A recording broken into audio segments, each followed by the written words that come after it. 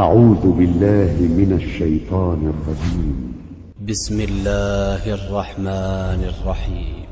Terima kasih telah mengklik video ini sahabat. Sebelum mulai silakan di-subscribe dan ketik amin. Semoga Allah luaskan rezekinya dan diberikan kesuksesan dunia akhirat. Amin ya robbal alamin.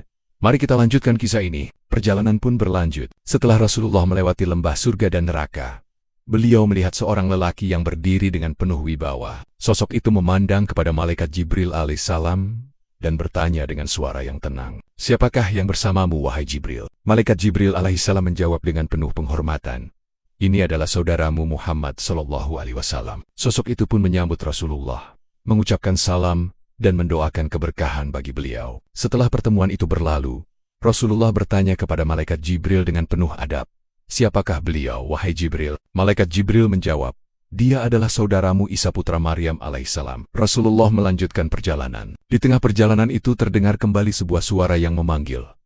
Beliau melihat sosok lelaki lain yang juga bertanya kepada malaikat Jibril, "Siapakah yang bersamamu?" "Ini adalah saudaramu Muhammad sallallahu alaihi wasallam." Sosok itu pun menyampaikan salam, mendoakan kebaikan, lalu berpesan dengan kalimat yang penuh makna dan kepedulian terhadap umat akhir zaman, "Mintalah kemudahan bagi umatmu." Rasulullah kembali bertanya dengan penuh hormat, "Siapakah beliau ini, wahai Jibril?" Malaikat Jibril menjawab, "Dia adalah saudaramu Musa alaihissalam." Pesan singkat itu kelak memiliki dampak besar dalam sejarah umat Islam, terutama ketika Nabi Muhammad menerima perintah sholat dan kembali meminta keringanan bagi umatnya. Sebuah bukti kasih sayang Nabi Musa kepada umat Muhammad.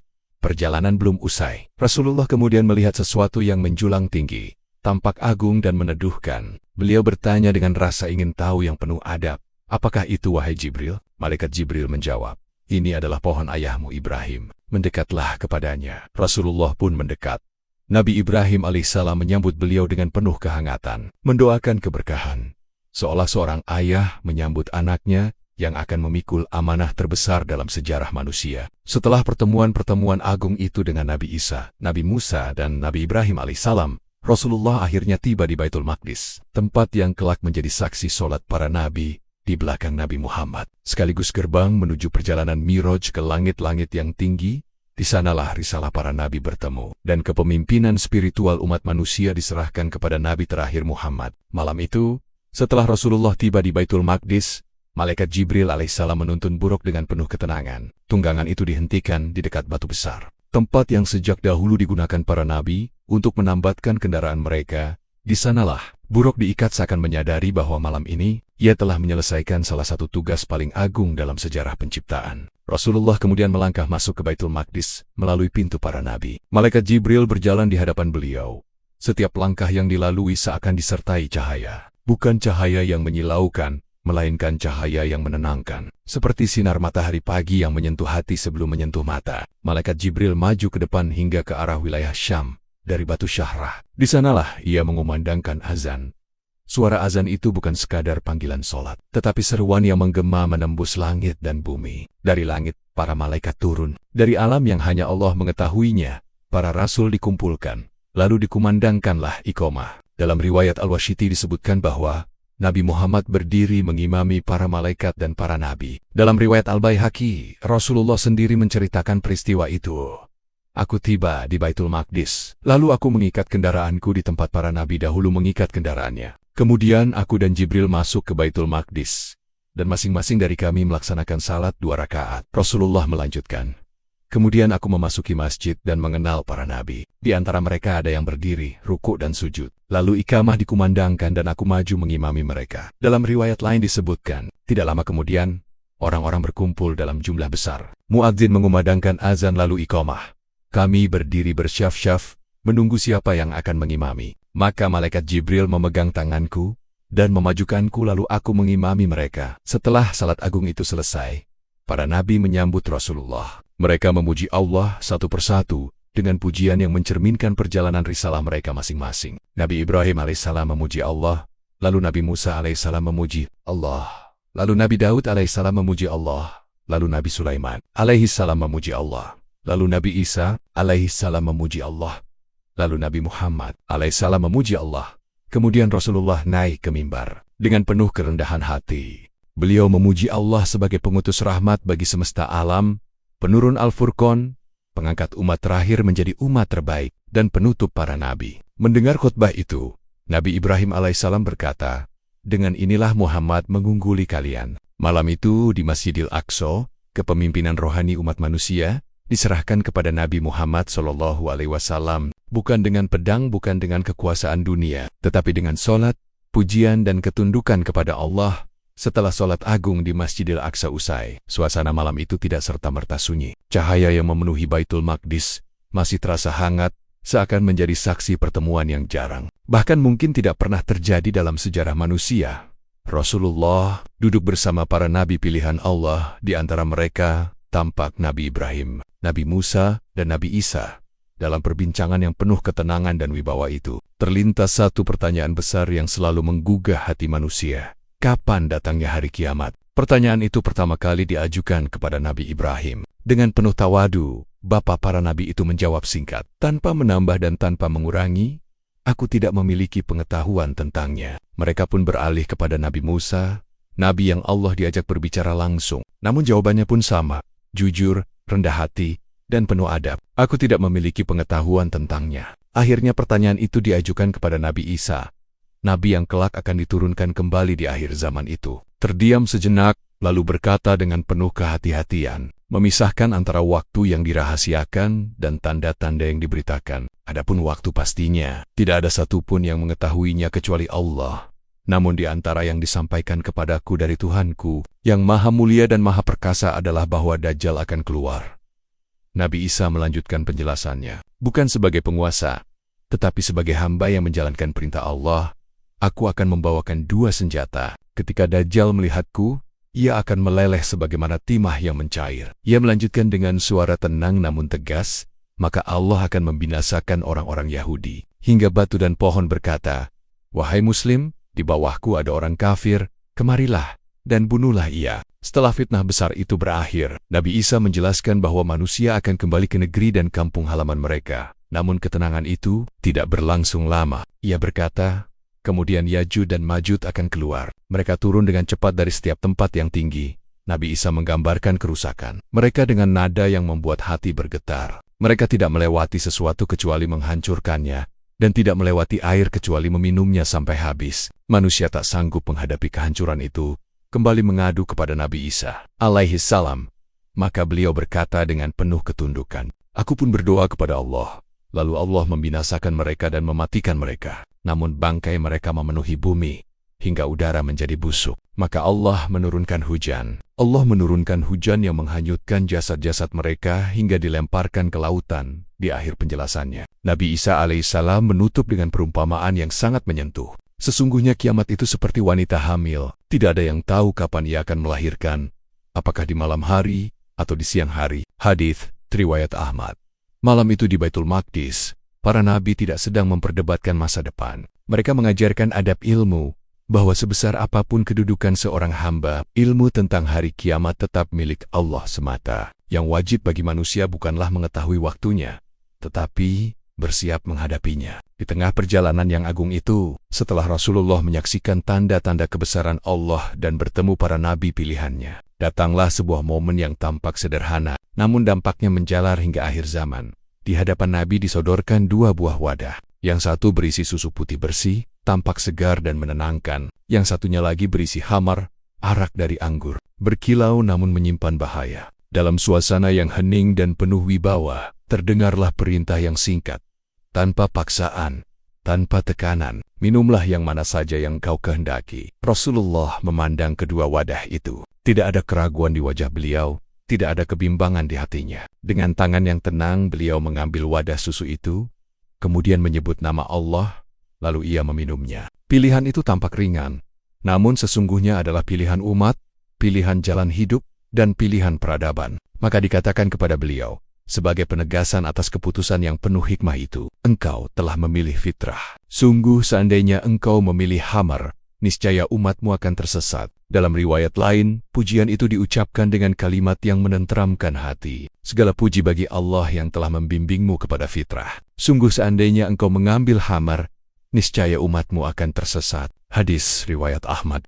Malam itu di hadapan dua gelas sederhana, Rasulullah memilih kesucian, kejernihan akal, dan jalan yang lurus. Dan dari pilihan itulah, Umat ini diwariskan fitrah, agama yang selaras dengan akal, jiwa, dan kehidupan. Susu itu bukan sekadar minuman, ia adalah simbol kemurnian Islam, jalan yang jernih, dan petunjuk yang menyelamatkan.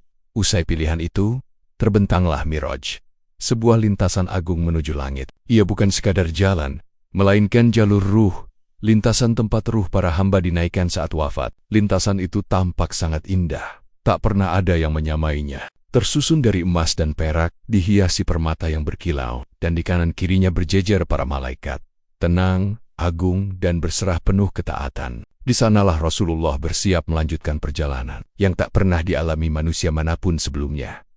Rasulullah bersama malaikat Jibril menaiki lintasan Miraj menuju langit dunia. Beliau naik dari kubah yang berada di sisi timur batu besar, Syahrah, hingga keduanya tiba di sebuah pintu langit yang dijaga dengan penuh kewibawaan. Pintu itu dikenal sebagai Babul Hafazo, pintu para penjaga.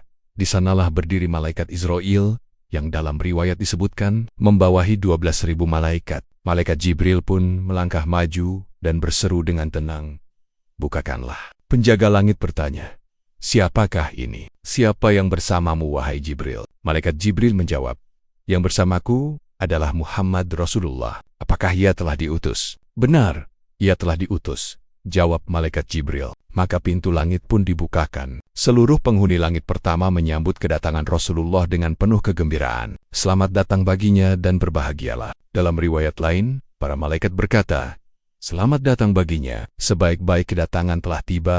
Langit dunia pun bergembira. Cahaya bertambah terang dan suasana penuh ketenangan menyelimuti tempat itu. Di langit pertama, Rasulullah melihat seorang lelaki agung. Wajahnya memancarkan kewibawaan seorang ayah bagi seluruh manusia. Malaikat Jibril berkata dengan lembut, "Ini adalah ayahmu, maka ucapkanlah salam kepadanya." Rasulullah pun memberi salam.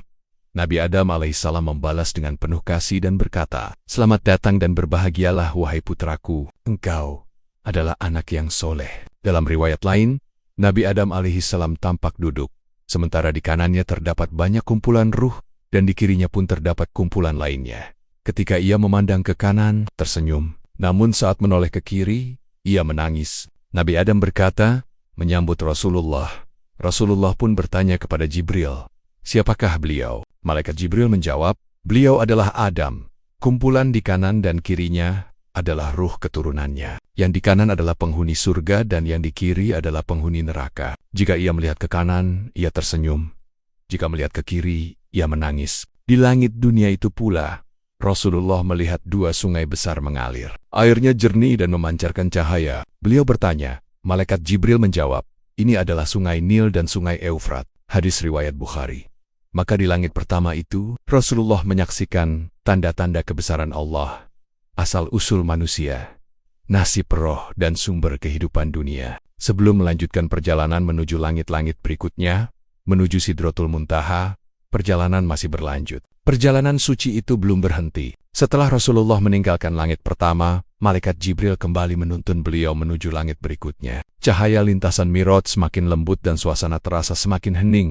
Ketika keduanya tiba di pintu langit kedua, malaikat Jibril melangkah ke depan dan berkata dengan suara yang tenang, namun penuh kewibawaan, "Bukakanlah." Penjaga langit bertanya, "Siapakah ini? Siapa yang bersamamu, wahai Jibril?" Malaikat Jibril menjawab, "Yang bersamaku adalah Muhammad Rasulullah. Apakah ia telah diutus?" "Benar, ia telah diutus," jawab malaikat Jibril. Maka pintu langit kedua pun dibuka. Para malaikat menyambut Rasulullah dengan penuh kemuliaan. Selamat datang baginya dan berbahagialah. Hadis riwayat Bukhari. Dalam riwayat lain mereka berkata, "Selamat datang baginya, sebaik-baik kedatangan telah tiba." Hadis riwayat Bukhari. Di langit kedua itu, Rasulullah melihat dua sosok mulia berdiri dalam cahaya yang lembut dan penuh ketenangan. Mereka adalah Nabi Yahya dan Nabi Isa, dua nabi yang bersaudara sepupu. Ibu mereka adalah saudara kandung.